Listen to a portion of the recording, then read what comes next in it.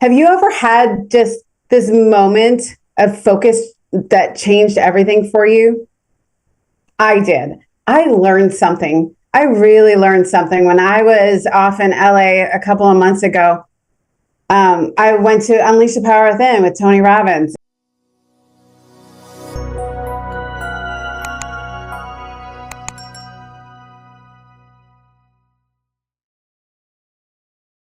Something really on my heart. I've been really sitting with this a little bit. I think the right people are in the room. And so I'm going to share this is that, we're trying, me and Amber, we want to welcome anyone of any faith in this environment. And so we're trying to keep our language neutral. And so that everybody can feel really, really comfortable here, whether they know the Lord or not. This one's going to have a little touch of Jesus in it. And I think that's okay. So just pre-warning, we're going to have a couple of things, because I feel like there's a word that's heavy on my heart. It reminds me of my pastoral days where I just have a word that I need to share. And so I'm gonna drop this one and see how you guys feel about it. So let's get real, shall we? Yeah. All right. So drop a fire in the fire emoticon in the chat if you've ever found yourself knowing exactly what to do, but you still didn't do it. No, surely nobody in here has ever done that. I used to believe that if I just found the right planner, the right coach, the right system, then I'd finally follow through. And what I really learned is none of this matters if you don't implement. I have spent thousands on my training, but honestly, they would mean nothing if I didn't implement it. And really, I have to go back to it time and time again to make sure it gets into my DNA, it gets into my nervous system. So it's stuck there, it becomes part of me. I remember when I first learned to preach, if I got up and I was trying to just teach something that I myself didn't have in my body, it wouldn't have the power, it wouldn't have the grace on it. But if I would go and I would make sure that it is something that is functional in my life, that's when it would really kick in. If you don't implement, we're wasting our time. Listen, you have been doing this game long enough to know that strategy is not your problem. It's integration. Doing those weird little things that feel uncomfortable until they become second nature. You don't need more information. You need implementation. And that's the word that's really on my heart today. It's been sitting there like poking at me in every session with my clients. You need to implement. You need to implement. We need to implement. And it's sitting there. So I want to bring this in front of you today. Have you ever had just this moment of focus that changed everything for you? I did. I learned something. I really learned something when I was off in LA a couple of months ago. I went to Unleash the Power Within with Tony Robbins. And I don't know if you've heard about it, but there's a fire walk. So it's about 15 feet, I think it is, of hot red coals. And sometimes they're even hotter. And I learned something so much about how important not just managing my state is, but actually mastering it. And when you get your state locked in, this is just one of these things that I really want you to consider focusing on till you get it in your DNA, because I'm telling you, it's going to change your life. And it may feel stupid at first, or, it's just not, I don't have time, and all the excuses that we come up for. I'm telling you, this has absolutely transformed the way I show up. Listen, when my state was fully locked in and focused, and I embodied it, I was practically invincible. The moment I wavered, though, even for a second, I got burned, like literally. And what I was thinking through, and just gratitude for that time where I learned what it truly looks like to dial in my focus and to manage and master what's going on, the story I'm telling myself, the language I'm using, what I'm focusing on. When I learned to master that, really what can happen, you can literally walk over hot fire and not get burnt. And I'm remembering a story in the Bible. And for people who might not believe in Christianity, that's okay. The Bible's still a historical book. And so I want to bring this up. You've got Peter in the Bible, and this is what was really hitting my heart. He was walking on water. And here's the thing. The way he did this, he's in a boat and the storm is tossing him around to and fro. And he decides he sees Jesus across the water, and he gets so focused that he gets out of the boat and just goes on with Jesus. But then he loses his focus, and what happened? He sunk. And it reminds me of that fire walk. When you learn to manage your state, when you learn to manage your focus, supernatural things can happen. Things that don't work in the natural can actually work for you in that moment. And that's why I'm on you guys about learning this state management, where we manage what we're focusing on. We work through the story we're telling ourselves. We get things not just into our spirit, but into our mind, our emotions, and into our body.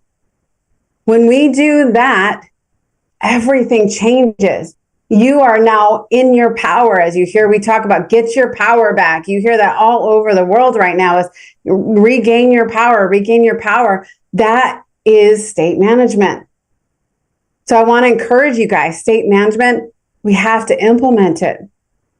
Here's the thing. You are no different than me. You are no different than Peter. When he looked out on Jesus, he focused his eyes on the outcome that he was looking for. He decided that he was going to do whatever it takes to get that outcome. He was able to take risk, and he was able to go towards his outcome. And in that emotion, at the time, it didn't rattle him. He was so dialed in that he just stepped out while everybody's going, "What are you doing?" And the same had to happen with me when I'm going to go walk on fire. Trust me, I was a little nervous because I'm like, I got this whole conference to get through. And if I got burnt feet, that's really going to suck. And, there's the moments, but I'm like, nope, keep my state.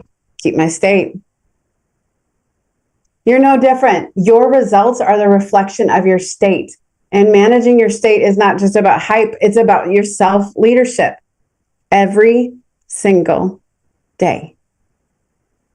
We are always leaders. Everyone is a leader in their own right, because first thing you lead is you. And sometimes that can be the most challenging, is leading yourself, isn't it? Listen, when your state shift, your results shift. So I'm just putting in just two things, just a couple of things today, that if you implement them today and you walk these out, and a lot of you, not all of you, but a lot of you have already been here long enough to have all the tools you need to implement them. So put in the chat for me, what's one daily habit you can commit to that will help you manage your state? I want to see some of those. For me, it is me and my husband love to take sunrise walks, which is so great for the serotonin in the brain. It's like you're waking up gently, and you're getting your body movement in. Or sometimes I got to get up from what I'm doing if my state's starting to wane, and maybe I've been on the computer a long time or on too many Zoom calls. I just get up and I got to have a dance break, get my jiggy on. You have to get your body moving, or maybe breath work. Come on, guys, give me something. We got to make some decisions today. Tasha is committing to her outcome goals. I love it. Thank you for creating that opening for everybody to answer too. Well done. I love the first, when we can be first and step out and put something. That is absolutely amazing. All right. Amber says 50 bounces, like on a pretend rebounder right after I get out of bed. Come on. I love it. Okay. Bobby's committing to 10 minutes of journaling a day. That gets you centered. And Dan says sunrise walks are the best. spending time in the quiet and deep breathing. You know that it's recommended take 10 really deep belly breaths every morning. It'll help your body, it'll help your mind, it'll help everything. And Eliza says she's reflecting with nature when she wakes up, and Diana's committing to 30 minutes to her person. Oh girl. Yeah, 30 minutes to setting those intentions. That's actually coming up in a minute.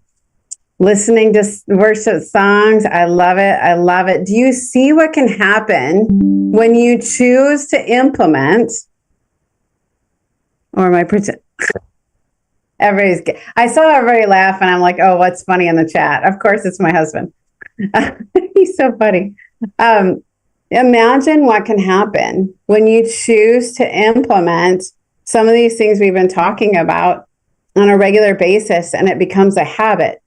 And when you work through a habit long enough, it becomes a standard. And that, my friends, is what mastery is.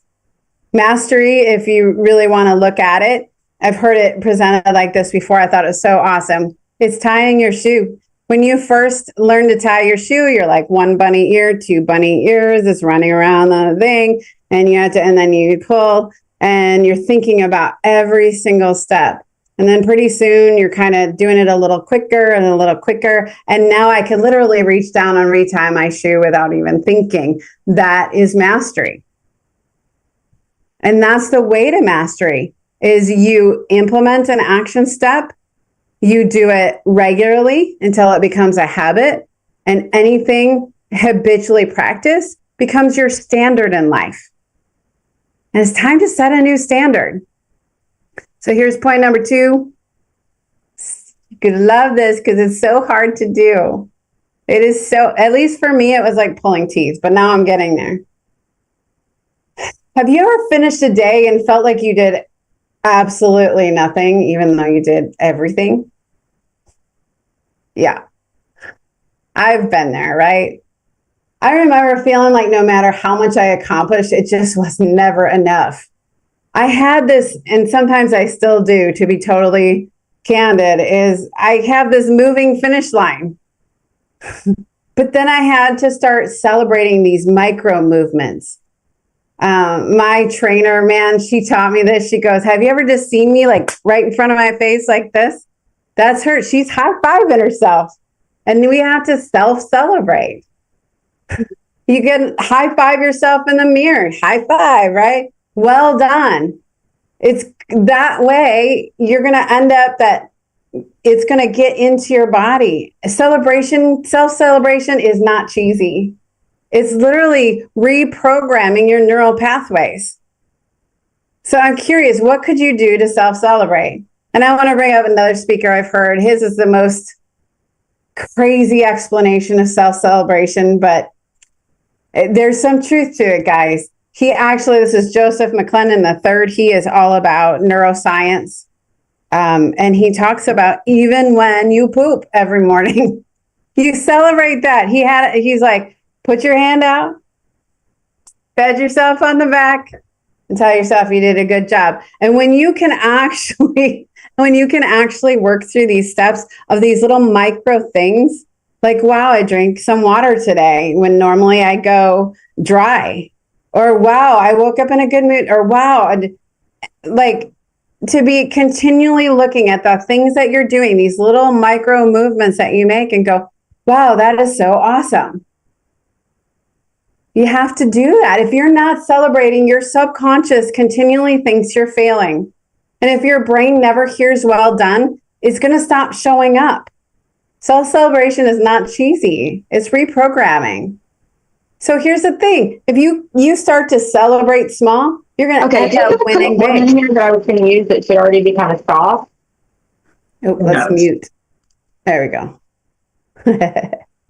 She's at work. I understand that totally. So put one thing you can be proud of yourself for this week in the chat. I want to see it. Let's celebrate a little bit. Even if it's just, I pooped this morning and it was so good. And I released all them toxins from my system. Really. Self-celebration is reprogramming. Yes. Oh, she walked her 10K steps. That's right. Oh, Tasha's being aware of distractions when they come. So we celebrate, right? We're going to celebrate. It's exciting. It's exciting. What can you celebrate about yourself? This, for me, was so hard because I am incredibly skilled at celebrating others. But then I realized that I have to first give myself the things that I need so that I'm more filled up to give them to others. And if I don't celebrate myself, I can't properly celebrate others. And honestly, we all need some celebration, don't we? A new daily schedule that honors me and my connection with my family. God, my office. There is things. You guys are rocking it out there. All right. So one more thing I really want to go into. And these are things, if you can just do 1, 2, 3, 1, 2, 3, these 3 things, this will change your life. So we're going to master our state. We're going to celebrate every single little win that we have. And then, truthfully, and I think, who was it? Somebody was actually on this a little bit. Set the dang destination, would you? Really?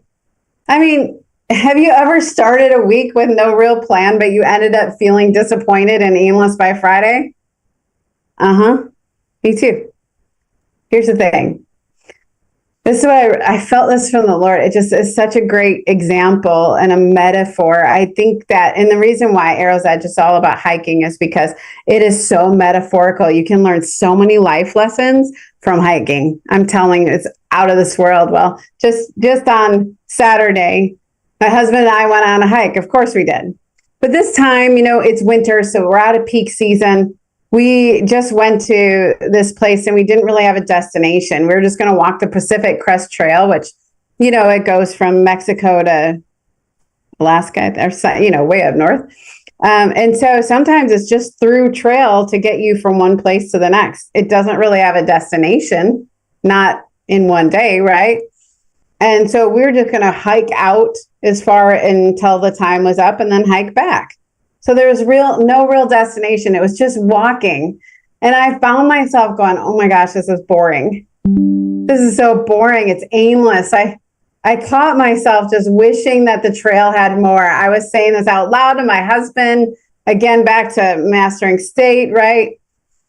And it was so fascinating to me because I was like, I do not like having to cross roads while I'm on a hike. It doesn't feel remote enough, right? Or I don't like to hear cars. I want to be completely in solitude. I don't even like that when my phone works most of the time. This time it came in handy. My phone needed to work. So that was awesome. But most of the time I'm like, it's this time to just separate, just be in nature. Fun is the birthplace of vision. So I always catch new vision. I resolve all the world's problems while I'm on my hikes, But this time it was boring. It was aimless. And I just wish it had more. But then my husband spotted a ridge. And he's like, let's just go up here and see what we can see over the hill. And it was so interesting because we found this hidden spot. It was like so hidden that my husband had to use his little saw to cut away so we could actually walk through all the little manzanita trees to get there. But we found ourselves, it was like it was reserved just for us, this hole in the trees that these little manzanita bushes, which can be a nightmare in hiking, by the way. And there just happened to be 2 rocks there that we could sit on, and overlooking that area is this, a lot of people, they're like, I want to see the big mountain and the snow-covered top and the highest of heights and all the things. But the thing that always captured my heart, and there's what we were looking at, is what I call the sea of trees. For some reason, it captivates me. It gets my heart. It speaks to me. It just opens up my creative mind. It's just crazy what happens. And so we were overlooking the sea of trees and we made a memory. And you know what? Everything changed. I was no longer like, this kind of is boring and I don't like this. And actually the whole way back was just fun. And it was a great trail and I would actually do it again. The whole thing changed. Why? because I had a destination. Some of you are living like that right now. You're hiking without a view in mind. There's no intention, there's just motion. And that's why it can feel heavy. Your soul wants clarity, not just movement.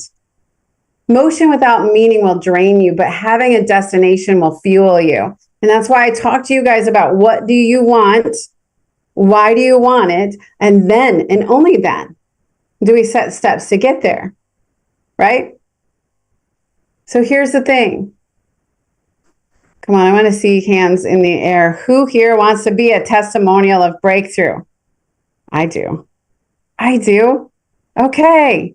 I'm going to be real with you. None of this training, none of this coaching, none of these tools even matter if you don't live them.